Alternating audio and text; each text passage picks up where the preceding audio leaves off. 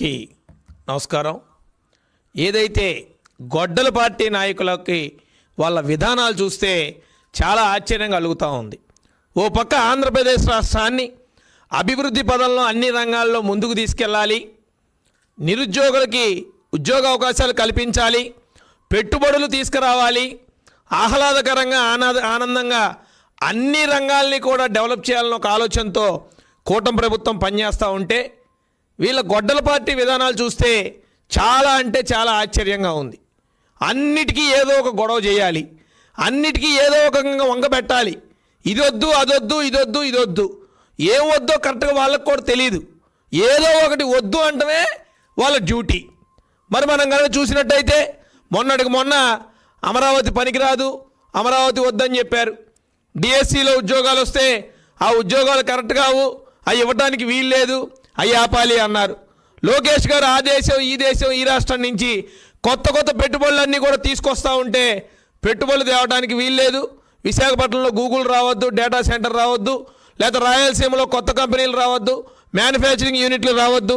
అన్నిటి మీద ఏదో ఒక విధంగా మెయిల్లు రాయటం, అడ్డం పట్టడం, ప్రజలకి మంచి జరిగే ఏ విషయాన్ని కూడా అడ్డు పెట్టుకొని ఏ విధంగా నాశనం చేయాలన్న ఆలోచన ఈ గొడ్డల పార్టీ నాయకులకు తప్ప ఇంకెవరికీ లేదన్న విషయం నేను ఈ సభాముఖంగా తెలియజేస్తా ఉన్న మీడియా సమావేశం ప్రకారంగా. మరి మనం మొన్న చూసినట్టయితే చాలా ఆశ్చర్యం, వాళ్ళే రోడ్డు మీదకి వచ్చి నానా గోలా చేస్తున్నారు. ఏంటబ్బా వీళ్ళు చేసిన గోలా అంటే బీచ్ షాక్స్ పెడుతున్నామంట. ఆ బీచ్ షాక్స్ గురించి మీరేం మాట్లాడకూడదు, బీచ్ షాక్స్ పెట్టడానికి వీలు లేదు, బీచ్ షాక్స్ని రద్దు చేయండి అనో ఇంకోటి చెప్పి మాట్లాడుతూ ఉన్నారు. నేను అడుగుతా ఉన్నా జగన్మోహన్ రెడ్డిని, మీరు చేశారా మేము చేసామా?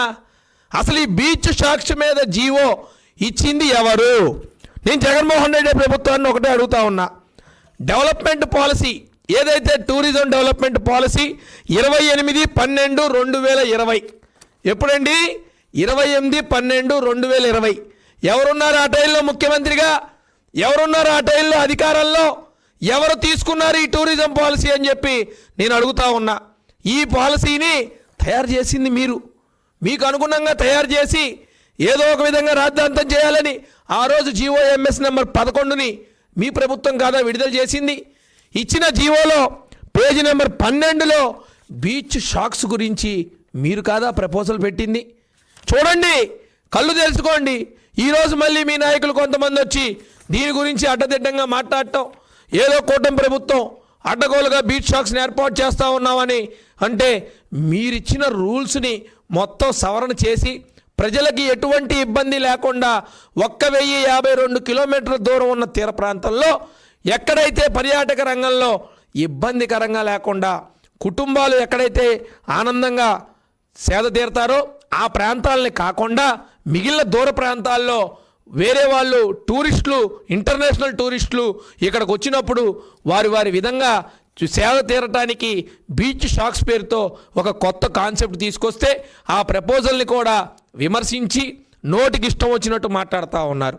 నేను ఒకటే అడుగుతున్నా జగన్మోహన్ రెడ్డిని, మీరు గవర్నమెంట్లో ఉంటేనేమో పరవన్నాం అదే పాలసీ, మీరు గవర్నమెంట్లో లేకపోతేనేమో ఇంకొకటి. ఇదేం పద్ధతి? ఏంటో ఆలోచించాలి కదా. అసలు లిక్కర్ గురించి బీచ్ షాకుల గురించి డాన్ నువ్వే కదా. ఈరోజు లిక్కర్ స్కాముల్లో ఉన్న రెడ్లందరూ కూడా నీ తొత్తులే కదా. ఈడీ ఏం చెప్తా ఉంది, సిబిఐ ఏం చెప్తా ఉంది? లిక్కర్ని ఏ విధంగా కల్తీ చేసి ప్రజల ప్రాణాలతో చెలగాట వాడావన్న సంగతి తెలీదా? అనేక రకాల బీచ్ల్లో బ్లూ ఫ్లాగ్ని ఎగరేయటానికి మేమందరం కూడా కృషి చేసి ఈరోజు టూరిజంని అత్యధిక ఇంటర్నేషనల్ టూరిజం స్థాయికి తీసుకెళ్ళడానికి ప్రయత్నిస్తూ ఉంటే మీరు ఏదో ఒక విధంగా దాన్ని అడ్డుకట్టేయాలి, ఇక్కడ అన్నీ కూడా మీరు చెడగొట్టాలన్న ఆలోచన తప్ప ఇంకేమన్నా ఆలోచన ఉందా అని నేను జగన్మోహన్ రెడ్డిని అడుగుతా ఉన్నా.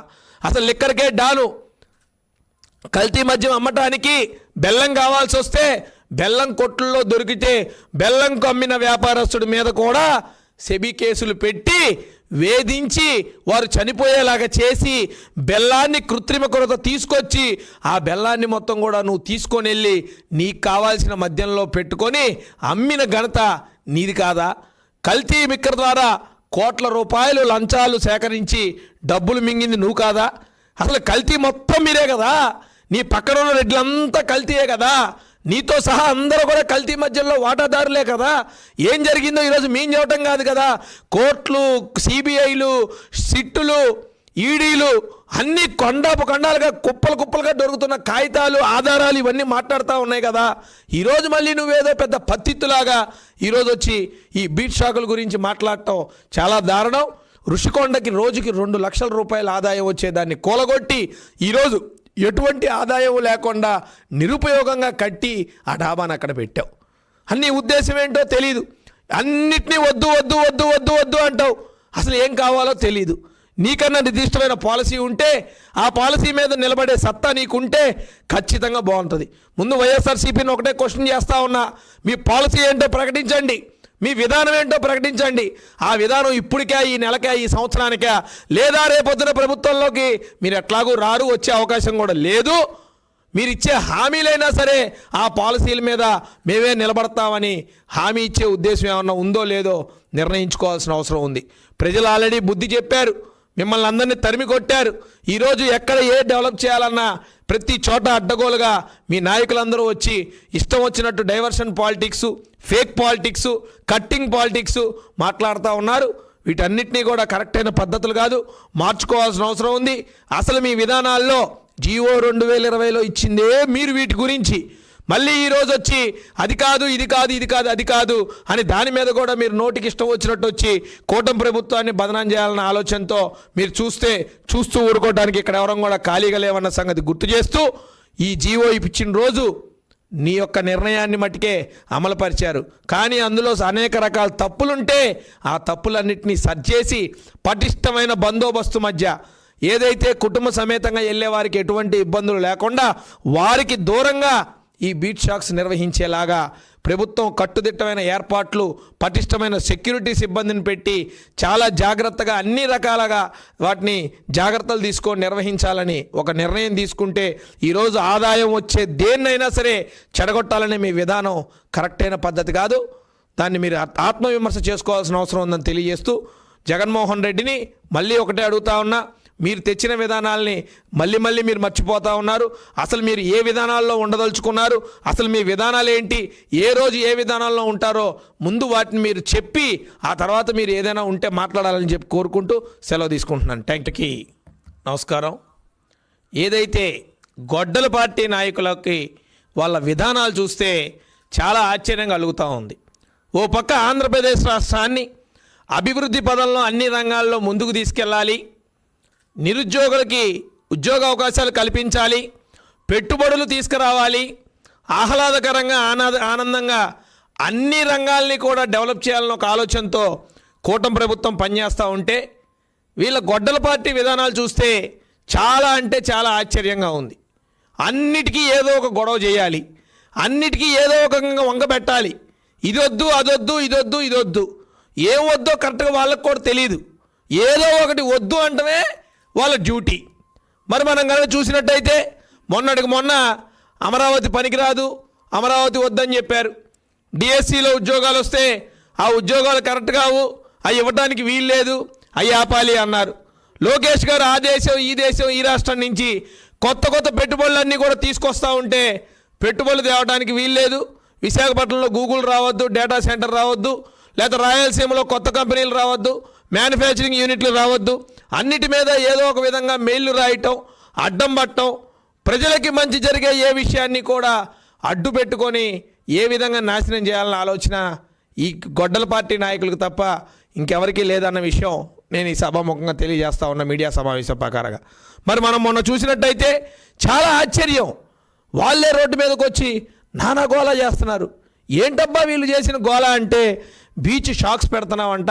ఆ బీచ్ షాక్స్ గురించి మీరేం మాట్లాడకూడదు, బీచ్ షాక్స్ పెట్టడానికి వీలు లేదు, బీచ్ షాక్స్ని రద్దు చేయండినో ఇంకోటి చెప్పి మాట్లాడుతూ ఉన్నారు. నేను అడుగుతా ఉన్నా జగన్మోహన్ రెడ్డిని, మీరు చేశారా మేము చేసామా? అసలు ఈ బీచ్ షాక్స్ మీద జీవో ఇచ్చింది ఎవరు? నేను జగన్మోహన్ రెడ్డి ప్రభుత్వాన్ని ఒకటే అడుగుతా ఉన్నా, డెవలప్మెంట్ పాలసీ ఏదైతే టూరిజం డెవలప్మెంట్ పాలసీ 28/12/2020 ఎప్పుడండి? 28/12/2020. ఎవరున్నారు ఆ టైంలో ముఖ్యమంత్రిగా, ఎవరున్నారు ఆ టైంలో అధికారంలో, ఎవరు తీసుకున్నారు ఈ టూరిజం పాలసీ అని చెప్పి నేను అడుగుతా ఉన్నా. ఈ పాలసీని తయారు చేసింది మీరు, మీకు అనుగుణంగా తయారు చేసి ఏదో ఒక విధంగా రాద్ధాంతం చేయాలని ఆ రోజు జీవోఎంఎస్ నెంబర్ 11ని మీ ప్రభుత్వం కాదా విడుదల చేసింది. ఇచ్చిన జీవోలో పేజీ నెంబర్ 12లో బీచ్ షాక్స్ గురించి మీరు కాదా ప్రపోజల్ పెట్టింది. చూడండి, కళ్ళు తెలుసుకోండి.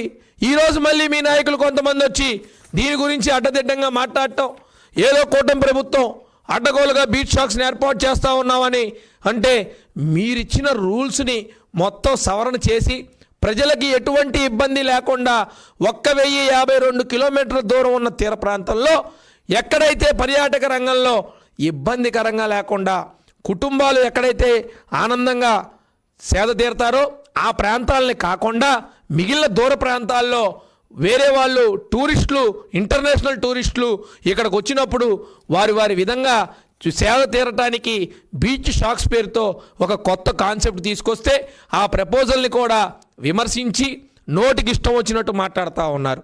నేను ఒకటే అడుగుతున్నా జగన్మోహన్ రెడ్డిని, మీరు గవర్నమెంట్లో ఉంటేనేమో పరవన్నాం అదే పాలసీ, మీరు గవర్నమెంట్లో లేకపోతేనేమో ఇంకొకటి. ఇదేం పద్ధతి? ఏంటో ఆలోచించాలి కదా. అసలు లిక్కర్ గురించి, బీచ్ షాకుల గురించి డాన్ నువ్వే కదా. ఈరోజు లిక్కర్ స్కాముల్లో ఉన్న రెడ్లందరూ కూడా నీ తొత్తులే కదా. ఈడీ ఏం చెప్తా ఉంది, సిబిఐ ఏం చెప్తా ఉంది, లిక్కర్ని ఏ విధంగా కల్తీ చేసి ప్రజల ప్రాణాలతో చెలగాట వాడావన్న సంగతి తెలీదా? అనేక రకాల బీచ్ల్లో బ్లూ ఫ్లాగ్ని ఎగరేయటానికి మేమందరం కూడా కృషి చేసి ఈరోజు టూరిజంని అత్యధిక ఇంటర్నేషనల్ టూరిజం స్థాయికి తీసుకెళ్ళడానికి ప్రయత్నిస్తూ ఉంటే మీరు ఏదో ఒక విధంగా దాన్ని అడ్డుకట్టేయాలి, ఇక్కడ అన్నీ కూడా మీరు చెడగొట్టాలన్న ఆలోచన తప్ప ఇంకేమన్నా ఆలోచన ఉందా అని నేను జగన్మోహన్ రెడ్డిని అడుగుతా ఉన్నా. అసలు లిక్కర్కే డాను, కల్తీ మద్యం అమ్మటానికి బెల్లం కావాల్సి వస్తే బెల్లం కొట్లలో దొరికితే బెల్లంకు అమ్మిన వ్యాపారస్తుడి మీద కూడా సెబీ కేసులు పెట్టి వేధించి వారు చనిపోయేలాగా చేసి బెల్లాన్ని కృత్రిమ కొరత తీసుకొచ్చి ఆ బెల్లాన్ని మొత్తం కూడా నువ్వు తీసుకొని వెళ్ళి నీకు కావాల్సిన మద్యంలో పెట్టుకొని అమ్మిన ఘనత నీది కాదా?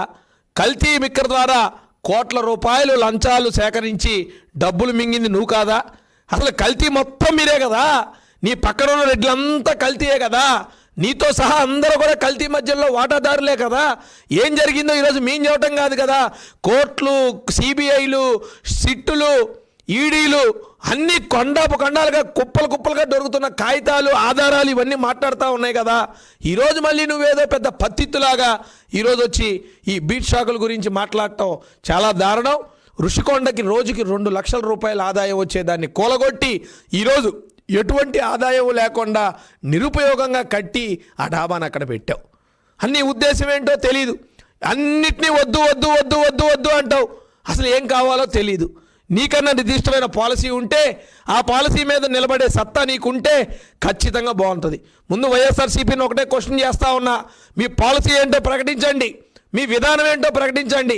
ఆ విధానం ఇప్పటికే, ఈ నెలకే, ఈ సంవత్సరానికే, లేదా రేపొద్దున ప్రభుత్వంలోకి మీరు ఎట్లాగూ రారు, వచ్చే అవకాశం కూడా లేదు.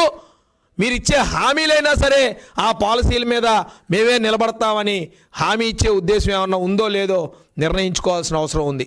ప్రజలు ఆల్రెడీ బుద్ధి చెప్పారు, మిమ్మల్ని అందరినీ తరిమి కొట్టారు.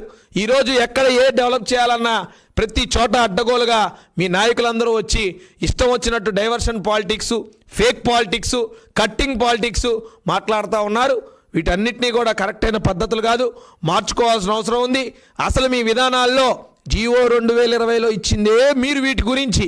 మళ్ళీ ఈరోజు వచ్చి అది కాదు, ఇది కాదు, ఇది కాదు, అది కాదు అని దాని మీద కూడా మీరు నోటికి ఇష్టం వచ్చినట్టు వచ్చి కూటమి ప్రభుత్వాన్ని బదనాం చేయాలన్న ఆలోచనతో మీరు చూస్తూ ఊరుకోవడానికి ఇక్కడ ఎవరం కూడా ఖాళీగా లేవన్న సంగతి గుర్తు చేస్తూ, ఈ జీవో ఇచ్చిన రోజు నీ యొక్క నిర్ణయాన్ని మట్టుకే అమలుపరిచారు. కానీ అందులో అనేక రకాల తప్పులుంటే ఆ తప్పులన్నింటినీ సరిచేసి పటిష్టమైన బందోబస్తు మధ్య ఏదైతే కుటుంబ సమేతంగా వెళ్ళే వారికి ఎటువంటి ఇబ్బందులు లేకుండా వారికి దూరంగా ఈ బీచ్ షాక్స్ నిర్వహించేలాగా ప్రభుత్వం కట్టుదిట్టమైన ఏర్పాట్లు, పటిష్టమైన సెక్యూరిటీ సిబ్బందిని పెట్టి చాలా జాగ్రత్తగా అన్ని రకాలుగా వాటిని జాగ్రత్తలు తీసుకొని నిర్వహించాలని ఒక నిర్ణయం తీసుకుంటే ఈరోజు ఆదాయం వచ్చే దేన్నైనా సరే చెడగొట్టాలనే మీ విధానం కరెక్ట్ అయిన పద్ధతి కాదు. దాన్ని మీరు ఆత్మవిమర్శ చేసుకోవాల్సిన అవసరం ఉందని తెలియజేస్తూ జగన్మోహన్ రెడ్డిని మళ్ళీ ఒకటే అడుగుతా ఉన్నా, మీరు తెచ్చిన విధానాల్ని మళ్ళీ మీరు మర్చిపోతూ ఉన్నారు. అసలు మీరు ఏ విధానాల్లో ఉండదలుచుకున్నారు, అసలు మీ విధానాలు ఏంటి, ఏ రోజు ఏ విధానాల్లో ఉంటారో ముందు వాటిని మీరు చెప్పి ఆ తర్వాత మీరు ఏదైనా ఉంటే మాట్లాడాలని చెప్పి కోరుకుంటూ సెలవు తీసుకుంటున్నాను. Thank you.